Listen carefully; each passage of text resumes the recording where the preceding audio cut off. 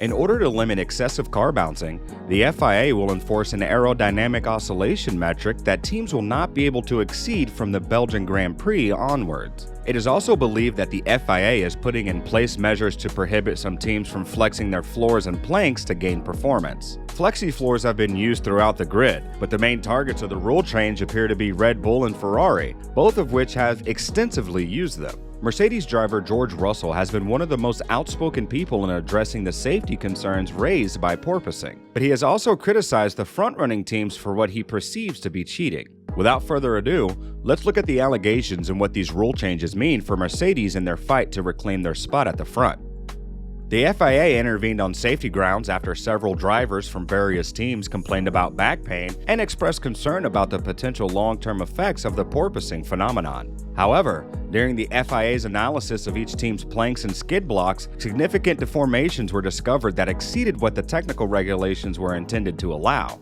Initially, it was assumed that teams ensured their floors and planks were stiff enough in areas that were checked, but when flexed in other areas, allowing them to run their cars lower, increasing the amount of downforce they could generate through the ground effect. However, after discussions between the teams and the FIA at the F1 Commission meeting, an even more complex trick has emerged. Some teams were suspected of cleverly dividing the skid blocks that protect the holes where the FIA plank thickness measurements are taken into separate sections. A main skid block runs along the majority of the hole, but there's also a more rearward section that moves up and down independently with the plank to become fully enclosed and protected if the car hits the ground. Because it disappears up inside the plank, this section does not wear down as the rest of the floor hits the track, and thus remains at its original thickness throughout to be fully compliant with the FIA's previous depth checks after races. Previously, teams only needed to ensure enough thickness in one area of the hole to comply with the rules, so the movable part of the skid would pass. The FIA's thickness checks would be changed beginning with the Belgian Grand Prix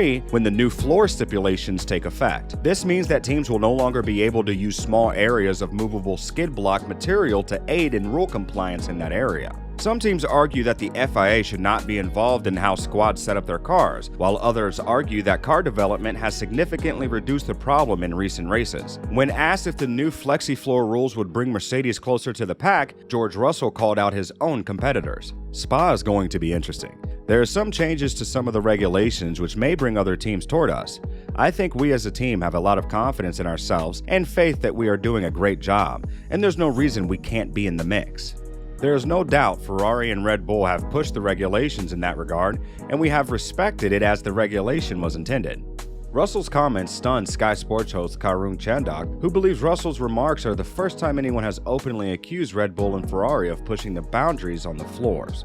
However, Red Bull team principal Christian Horner denied any wrongdoing, claiming that the changes would have no effect on the team's speed. Instead, he took advantage of the opportunity to lash out at the FIA, stating that teams needed an urgent update on the regulation changes for next season. Ferrari still has a quick car, and Mercedes are coming back at us. Maybe we don't need the technical directive in Spa. The technical directive has no effect on us. We need quick clarification on what the rules are for 2023. I hope as early as this week. It's 10 past midnight for next year, and Cinderella has already left. In response to Russell's suggestions about the FLEXI floors, he stated, "That's total rubbish. Total rubbish. I think we're getting issues mixed up here." Maybe he's referring to, I don't know, the cars that are around him at the moment. I have no idea, but I have absolutely no issues or concerns in our floor. Nonetheless, if we had to choose between believing the FIA and a highly biased team principal, we'd go with the former. While car bouncing has not been an issue in recent races, the FIA believes that it is due to track characteristics, and there are venues on the calendar such as Budapest, Spa, and Singapore where it could be a problem. The FIA is also concerned that as teams improve their 2023 cars, the increased downforce will cause problems next year. As a result, the FIA has also outlined changes to the technical regulations for the 2023 season based on feedback from the teams. These include a 25mm raised floor edge, a raised underfloor diffuser throat, more stringent lateral floor deflection test, and the use of a more accurate sensor to quantify aerodynamic oscillation. With that in mind, Mercedes' return to the forefront may be quicker than expected, given that the German automaker does not appear to be using the FLEXI floor loophole. That means if the reports are correct, we could see yet another performance swing in favor of the Silver Arrows in Belgium following a run of mixed results from the Brackley squad. Don't get us wrong, the team has made great progress this year with a streak of 6 podium finishes demonstrating just how far they've come. However, there are still issues that need to be addressed. In the hours following Mercedes' first pole of the 2022 Formula 1 season at the Hungarian Grand Prix, the team's trackside engineer Andrew SHOVLIN reflected on the troubled W13 design's behavior.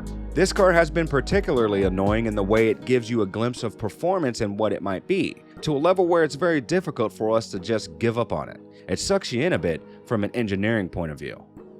It was easy to recall the vexing moments he was referring to. That fantastic Friday in Miami was followed by a weekend of more of the same drudgery seen in the earlier rounds. The strong race pace in Barcelona and Silverstone was not replicated the following time out. Such elements were even present in Mercedes' back-to-back double podiums in France and Hungary. As things stand during the summer break, Mercedes' inconsistency has 2 important implications. For starters, it means the W13 has too much potential for Mercedes to just write it off and devote all of its resources to a 2023 design that's more in the line of the ideas of the 2022 championship frontrunners. As a result, more upgrades are on the way, beginning after the summer gap at Spa. It also means that Mercedes' joy at fighting for victory in Hungary and Silverstone is tempered by the fact that they have no idea whether those performances are repeatable or if it was simply the W13 waking up on the right side of the bed.